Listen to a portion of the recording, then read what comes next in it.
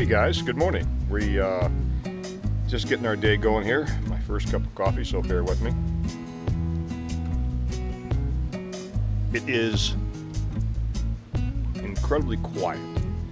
I think we hear the compressor of the air conditioning system in the main lodge and some birds chirping. And that's it. The main lodge is a couple hundred yards in that direction.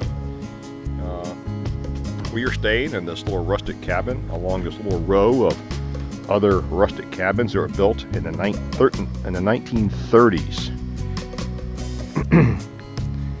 This is part of the national park system and the Skyland resort area of the Skyline Drive. We're going to take a tour of that as we go up for breakfast here in a few moments.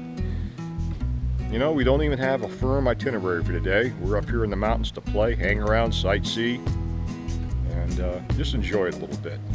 So that's our game plan. So we're going to get ready to pack up and head up and have some breakfast. I think we've stayed at Skyland Lodge at least 2, maybe 3 or 4 times. But what we like about it is it's quite rustic, but it does have the conveniences that we need. In the lobby area, they have good Wi-Fi. There's a nice gift shop with a variety of items. They also have kind of a grab-and-go area where you can get a cup of coffee or a quick sandwich or something like that if you didn't want to eat in the dining room. And then they have both a dining room and a pub. Almost every night they have some kind of live entertainment, and there's a seating area outside as well. So while there's no TV in the cabin, we never really missed it. There were plenty of things to do and all the comforts of home.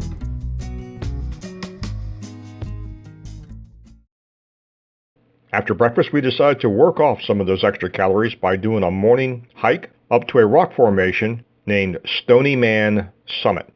The trail to the summit uses part of the famous Appalachian Trail. This is the blaze marker for the Appalachian Trail. The little blue marker here indicates that it's also a companion trail to a part of the nature trail leading up to our destination today. So it's 2 trails in one, part of the Appalachian Trail.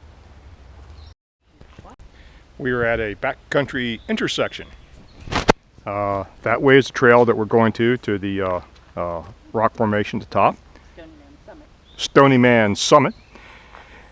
And that way is the Appalachian Trail, which goes to Mount Katahdin in Maine. That way is the Combine Trail that we just came up on. And that one is the trail that goes back straight to our cabin. We may take that going back. So we came to an interesting quandary. The trail forks, and there's no sign. The trail, there's a thing on the right, so I guess we go right. My guess is it's a loop trail. So, I once heard if you ever come to a fork in the road, take it.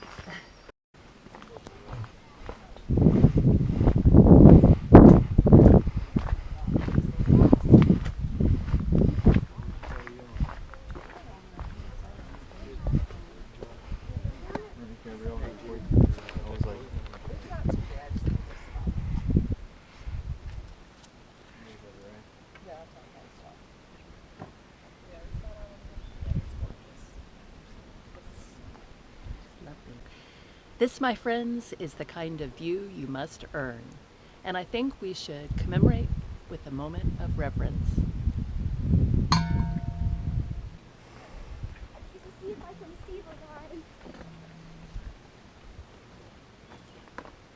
Junior, come on.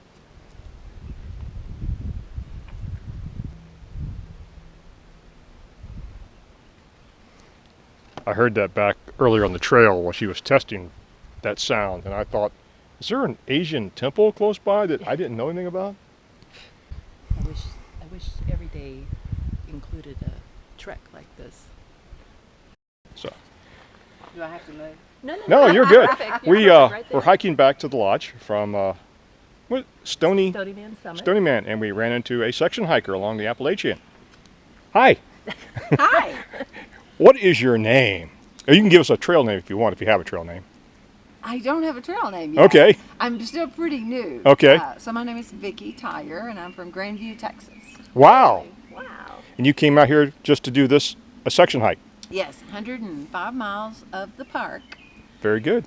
And I thought it would be a great place to do a section hike because you have Skyline Drive going alongside the trail. So if you get in trouble, you can jump out to the Skyline Yep. and get services. Cool. So I'm going along, staying in the shelters. Excellent. And doing probably on average about 14 miles a day. And you've only been hiking just relatively recently? Yeah, I picked it up during the winter. And you were a in, cyclist December. before that. A long distance cyclist, so I have a lot of endurance. Now, when you say long distance, how far do you typically go in a day when you cycle? Well, For your long rides? we wouldn't think nothing of going 200 miles a day. Goodness. My personal record is 65. It's like, I feel like a weakling. Yeah. Good deal. So that's why picking up long distance hiking was not so hard for me Mm-hmm. because I already have that endurance factor built Right. in. Yeah. Why did you decide to do it by yourself? I didn't know anybody else to do it with.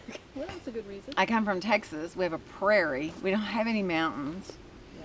Depends on the part of Texas, though. There are mountains in Texas Yeah. where they call them mountains, but Yeah, not mountains like this. right. And we don't have any bears in Texas. Have you seen some? And I did not actually come to see bears because I'd heard stories from thru hikers that have gone 2,200 miles and never saw a bear. So I thought, I know there are bears in that park, but chances are I won't see one. And I didn't really care to see one. But my first bear was a mama bear with 2 cubs right behind her. Oh my. That was 2 days ago. And Mhm. how did that go? I had to stand there and back up and give them time and space, and they eventually wandered on their way. And once I got by them, I almost ran to the next camp. Did you get photos? Or you No, it's I too had a private? friend that was a real smart aleck and said, "Why didn't you get a selfie?" So this morning I stopped at a spring, and I was filtering water at the spring, and I was checking my phone and checking my GPS and checking my guidebook. And I'd been there. I didn't sit down, but I'd certainly been there a good probably 12 minutes. I was about ready to leave, and I looked up, and about 25 feet right over there was a bear in a tree. And she was just casually laying there. So in that tree, and so she was just watching me just casually. She was flicking a little fly off her ear. She was in no alarm at all. So I get my phone out and I take my selfie. And then I walked on by her, and I looked back at her, one last look at her, and there was her cub, a few branches up the tree. Oh my goodness. I decided this is the last bear I ever want to see. I have been hiking these hills all my life, and I've never seen a bear on the trail. Yeah. I've seen them on the road, but never seen them on the trail. I've been here 5 days and I've seen 6. Wow. Wow. But no rattlers. Well, That's even better. So the thru hikers keep tally of their bears and their rattlers. in the log, in the shelters. Yeah. Well, when we stop at the shelters and Cool. visit, Yeah. chat. Okay. Well, you'll have some good stories when you get home. I guess so. I hope you have a good hike. Okay, great, thanks. Thanks.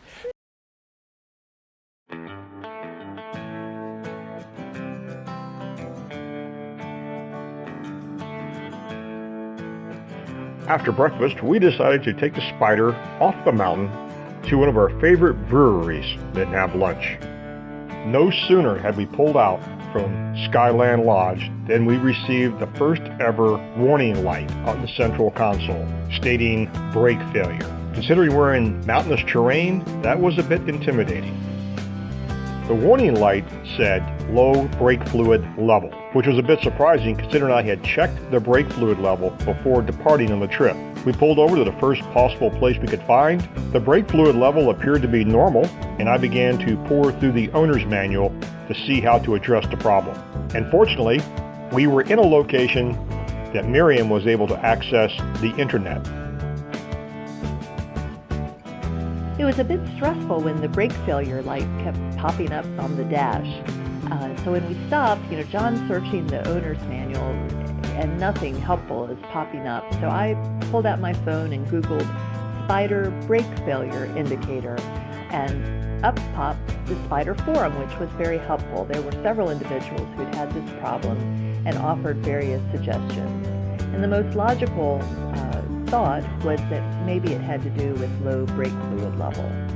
After confirming the brake fluid level was normal and the brakes appeared to be working properly, and once we restarted just as advertised, the error light went away and only reappeared on steep grades and was not correlated with the use of brakes. Our conclusion was it was a slightly low brake fluid level. And incidentally, once we were out of the mountainous terrain, the warning light never reappeared for the rest of the trip. Wild Wolf is one of our favorite breweries, and it's fun to visit them on Route 151 because their restaurant is quite nice also.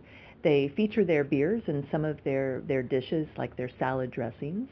They make a really nice IPA, which we both enjoy. I'm a particular fan of IPA. It's my beer of choice. And it's just the right size. It's quaint, located in an old-fashioned schoolhouse, and we really like the vibe there. If you caught one of our earlier videos, you'll know this is our second video that has taken place at Wild Wolf. One of our favorites. So why did the rattlesnake cross the road? Because he's a rattlesnake, a very intimidating predator, and he can go anywhere he wants.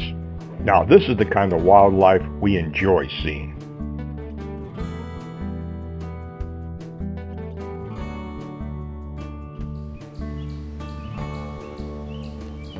Well, we're winding down today. Miriam is in the shower.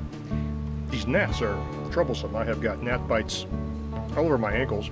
Apparently they like to burrow under socks and just attack your legs. Anyway, you can probably see them buzzing around in front of the camera lens. So we're going to go inside after I shoot this clip. Score today was 2 bear, 1 deer, and 1 timber rattler. That was more than enough. So we're going to wind it down, go upstairs, up the hill, have a bite to eat, another beverage, and call it a night. So we'll catch you guys later. Take care. Thanks for watching.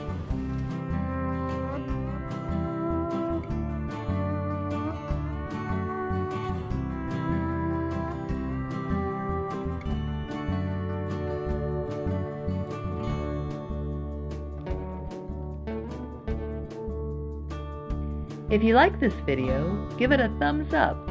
If you don't like it, give it a thumbs down. And don't forget to subscribe. Feel free to leave a comment below. Hey guys, a lot of our gear and favorite travel videos are listed in the description below, and you can click on the Amazon affiliate links to learn more about the product. Each dollar we make goes back into generating these high quality videos.